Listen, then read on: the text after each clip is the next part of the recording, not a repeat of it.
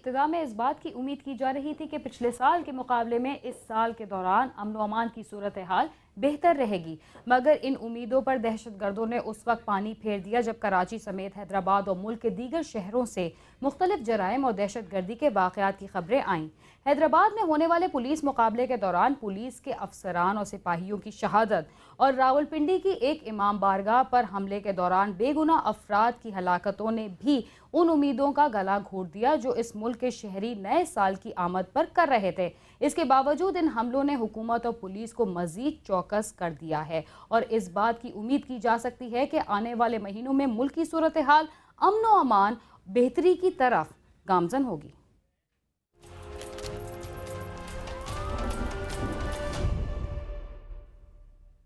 नए साल का आगाज कराची पुलिस के लिए इंतहाई खतरनाक साबित हो रहा है। इस साल के पहले महीने के पहले 8 रोज के दौरान 9 पुलिस एहलकार शहीद हुए। शहीद होने वाले तमाम एहलकार अपनी और अपने खानदान की अलग अलग कहानी रखते हैं जो इंतहाई गम और दुख से भरी हुई है। आइए आपको दिखाते हैं कि इनमें से एक पुलिस एहलकार के लवाहिकीन किस हाल में जिंदगी के दिन गुजार रहे हैं।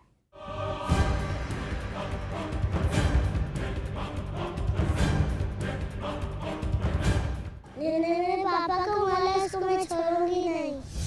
अपने शहीद वालिद के कातिलों को ललकारने वाली ये मासूम अलीजा बेटी है कराची में दहशतगर्दी का शिकार होने वाले पुलिस कांस्टेबल मोहम्मद हुसैन की, जिसे रवा माह की 7 तारीख को सोराबगोड पुल के पास ड्यूटी के दौरान साथी एहलकार समेत मोटरसाइकिल सवार दहशतगर्दों ने फायरिंग करके शहीद कर दिया था।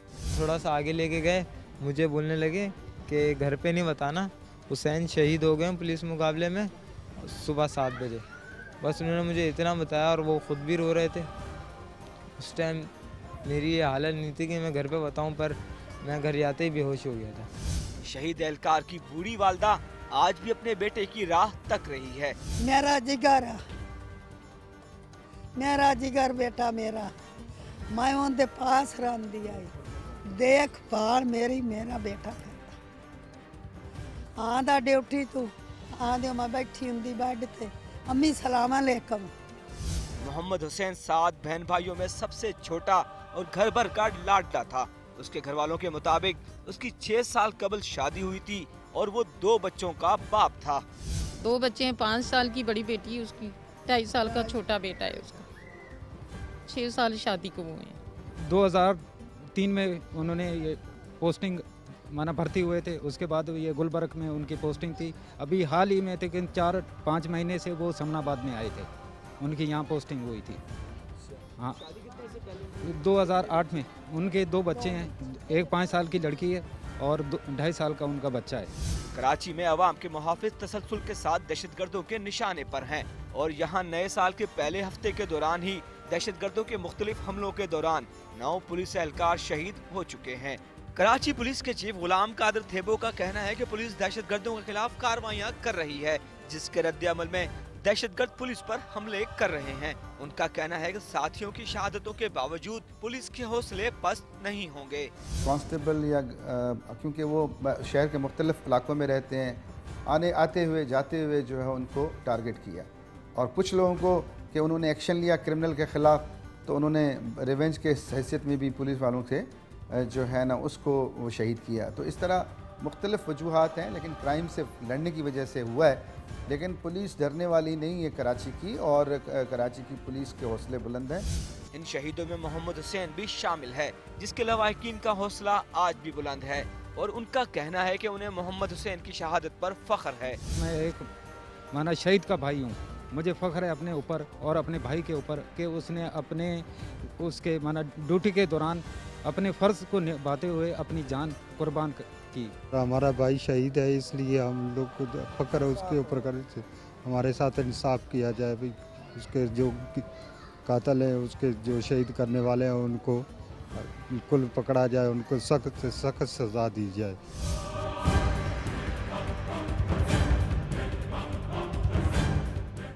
मोहम्मद हुसैन की शहादत के बाद पुलिस के किसी भी ऑफिसर ने उसके घर वालों की खबर ना ली और ना ही उसकी बीवी बच्चों की माली मुआवनत की गई।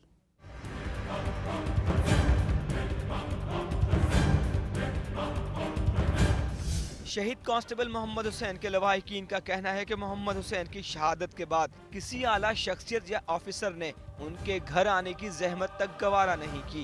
कोई हमारे घर पे पुलिस अफसर नहीं आया, कोई किसी ने आके पूछा तक नहीं कि क्या हुआ है और हुसैन के घर में क्या हो रहा होगा और उसके बच्चे कहाँ हैं, हुसैन की अम्मी का क्या हाल है। कल भी कुछ पुलिस वाले शहीद हुए हैं, आए दिन ये शहादतें हो रही हैं, जुल्म है, उनके बच्चे बेवा हो रही हैं, उनके माँ बाप जुल्म सह रहे हैं, ये ज्यादती है। अरबाब इख्तियार से उन्होंने अपील की है कि शहीद मोहम्मद हुसैन की बेवा और बच्चों की माली मुआवनत की जाए। तो किस बात के उनके बच्चे अब बेसहारा हो गए हैं, उन्हें इंसाफ चाहिए और हम कुछ नहीं कहते, किसी से भी कोई उम्मीद नहीं रखते कि वो क्या हमें देंगे, क्या करेंगे, लेकिन उनके बच्चों को इंसाफ मिलना चाहिए। वो बेसहारा हैं, अब उनका कोई नहीं है, लेकिन कुछ इंसाफ तो चाहिए ना उसकी बेगम को, उसके बच्चों को। बस यही कहते मुझे अपना यह शहादत मुझे अल्लाह मियाँ दे और मैं एक शहीद का रुतबा पाऊँ। हमें फ़ख्र है अपने भाई पे, उन्होंने शहादत का रुतबा पाया, लेकिन बहुत दुख है, अभी छोटे छोटे उसके बच्चे हैं, उसकी बेवा है, वो बेसहारा हो गए। हमें इस बात का बहुत ज़्यादा दुख है। गुज़िश्ता साल के दौरान कराची और मुल्क के दूसरे बड़े शहरों में कई पुलिस एहलकार कत्ल हुए, मगर इस साल की इब्तिदा ही में ये सिलसिला शुरू हो गया है, जो आने वाले दिनों के लिए कोई नेक शगुन नहीं है। कैमरामैन असद अली के साथ सालिक शाह, समा, कराची।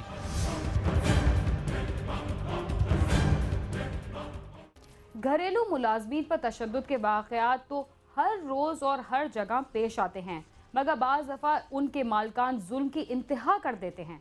फैसलाबाद में भी एक ऐसा ही वाक़या पेश आया जिसने मालिक और नौकर के रिवायती किरदार के मुंह से जुल्म और सितम का पर्दा उठा दिया।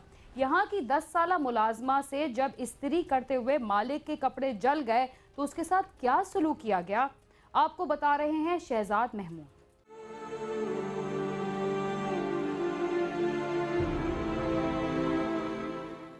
गलती मामूली सी, लेकिन सजा मिली भयानक मौत की। इस्त्री से कपड़े जलाने वाली नन्ही मुलाजमा पर तोड़ा गया जुल्म और बर्बरियत का पहाड़।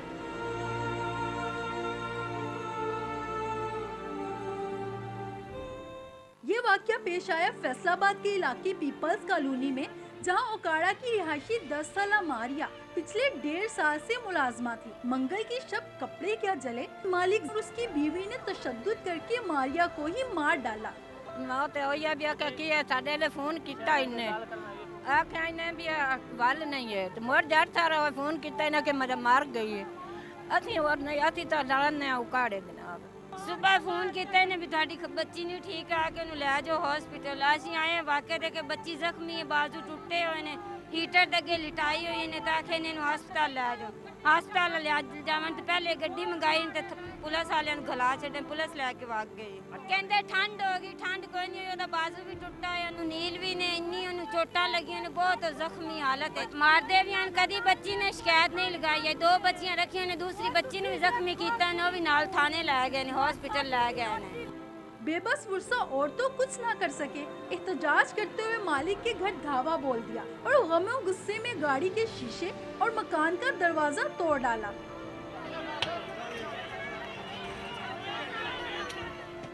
मारिया को बचाते हुए दूसरी मुलाजमा भी मालिकिन के तशद्दुद का निशाना बनी। पुलिस ने जख्मी मुलाजमा को बाजियाब करके मियां बीवी को गिरफ्तार कर लिया। रहीम शाह और ताबिश शाह, वल ताबिश शाह और उसकी जो बेगम है, दोनों अरेस्ट हो गए हैं। वजह जो है घरेलू तशद्दुद है, जिस तरह आपको पता ही है, जो घर में जब मुलाजमाएं रखती हैं, जब वो नहीं कोई मर्जी का काम करते तो घरेलू तशद्दुद है। इसके अलावा कोई वजह नहीं है। ये बच्चियाँ इन्होंने रखी हुई थी, बस वही जो कपड़े को जलाए थे उसने, ये वजह थी। तो बाकी इंशाल्लाह मजीद जब तफ्तीश होगी तो बात वाज़ेह हो जाएगी, लेकिन गिरफ्तार हो गए। तशद्दुद के दौरान मारिया के बाजू टूट गए, जबकि गले पर भी गहरे निशान थे। लेकिन अफसोस तो ये कि पोस्टमार्टम रिपोर्ट में अभी तक तशद्दुद ही साबित नहीं हो सका। मुल्ज़मान जेल की सलाखों के पीछे हैं और वर्षा इंसाफ की मुंतज़िर। कैमरामैन मुश्ताक दानियाल के साथ शहनाज महमूद, समा, फैसलाबाद।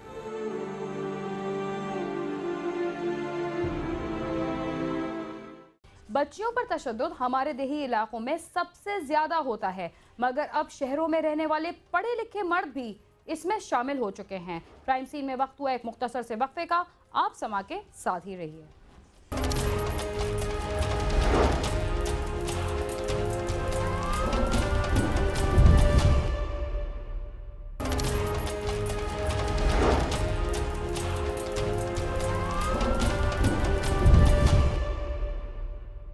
प्रोग्राम क्राइम सीन में एक बार फिर खुशामदीद। डकैती और चोरी की वारदातें सिर्फ बड़े शहरों के मसाइल नहीं बल्कि छोटे इजला में वारदातों की शरह कहीं ज्यादा है। देहाती इलाकों में तो डाकू बाकायदा नाकाबंदी करके लूटमार करते हैं। नारोवाल में भी नाका लगाकर लूटमार करने वाले डाकुओं ने एक कार सवार को गन पॉइंट पर रोकना चाहा, मगर यही बात उनके लिए क्या पैगाम लेकर आई, आइए देखते हैं।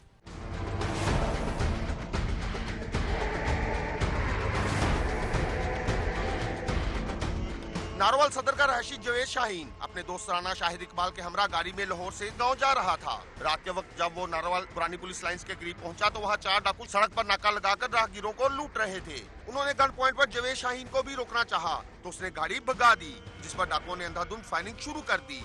जवेद शाहीन ने थोड़ी दूर जाकर गाड़ी रोकी और अपने लाइसेंसी पिस्टल से डाकुओं पर जवाबी फायरिंग कर दी, जिसकी जद में आकर 2 डाकू हलाक हो गए। इसी दौरान इलाके के लोग जमा हो गए तो दीगर डाकू फरार हो गए। मैं नारोवाल बस का इंतजार कर रहा था। तकरीबन 12 साढ़े 12 एक का टाइम हो चुका सी। धुंध की वजह नाल बस लेट हो चुकी थी ते मैं उसका इंतजार कर रहा था। उन्नी देर च जवेद शाहीन साहब आ गए ने, मैं नाल बह गया फ्रंट सीट ते। जिस वेले असीं टुट्टी दी सड़क के करीब पहुंचे तो उत्थे चंदोवाल चंद बंदियां ने रोकन का इशारा दिता और पातशी असलात लैके साढ़े सामने खड़े हो गए। इतला मिलते ही पुलिस मौके पर पहुंच गई। डाकुओं की जेबों से मिलने वाले सामान से उनकी शिनाख्त हो गई। पुलिस के मुताबिक एक डाकू मोहम्मद आसिफ गांव बोबक मराली, जबकि दूसरा गांव छोटे मरीद के शेखुपुरा का रहायशी मोहम्मद सदाकत था, जो अपने साथियों के साथ मिलकर राहगीरों को लूट रहे थे। पुलिस ने मुकदमा दर्ज करके दीगर डाकुओं की तलाश शुरू कर दी है। हर शहरी को अपनी जान, माल और अपनी इज्जत की हिफाजत करने का पूरा हक कानून ने दिया हुआ है। तो अभी तक जो तफ्तीश है उसमें इनका राइट ऑफ प्राइवेट डिफेंस जो है वो सामने आता है, चूँकि सेकंड वर्शन कोई है नहीं और वो मरने वाले वो रिकॉर्ड याफ्ता और साबका क्रिमिनल थे। तो तफ्तीश अभी जारी है। मौके ते जो पहुंचे हैं असी ते जवेद होरी इत्थे खड़े सन ते DPO और सारी पुलिस इत्थे मौके ते खड़ी सी ते डाकू जिहड़े ने उन्हां कोल लोगां दा समान, आतिशी नस्ला और मोबाइल पिया सी।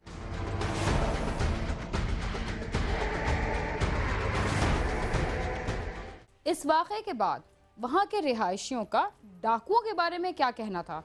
क्या वो पुलिस की कारकर्दगी से मुतमईन थे?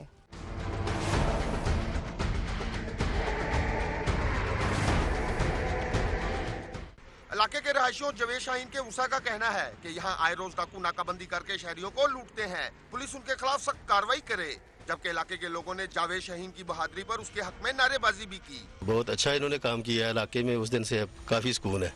तो इस तरह अगर शहरी जो है करते रहे, बाकी शहरी भी, उनके लिए पैगाम है कि वो भी सारे इस तरह करें। सड़क जी है ये अरसा दराज तो वारदात हो रही ने और हुण जिहड़ा SHO आया उहदी कोशिश ना कुछ कमी हुई है। दस हुकूमत के इस्तदाव है कि इस बंदे ने अपनी जान ते खेल के बड़ी बहादुरी का मुजाहरा किया, तेनू इनाम तो नवाजिया जाए। पुलिस हुकाम का कहना है कि फरार होने वाले डाकुओं की गिरफ्तारी के लिए टीमें बना दी गई हैं। उन्हें जल्द ही गिरफ्तार कर लिया जाएगा। शहरी अगर पुलिस की मदद करे तो जराइम पर काफी हद तक काबू पाया जा सकता है। साथी रिपोर्टर मियां शफीक के साथ आमिर शहजाद, समा, नारोवाल।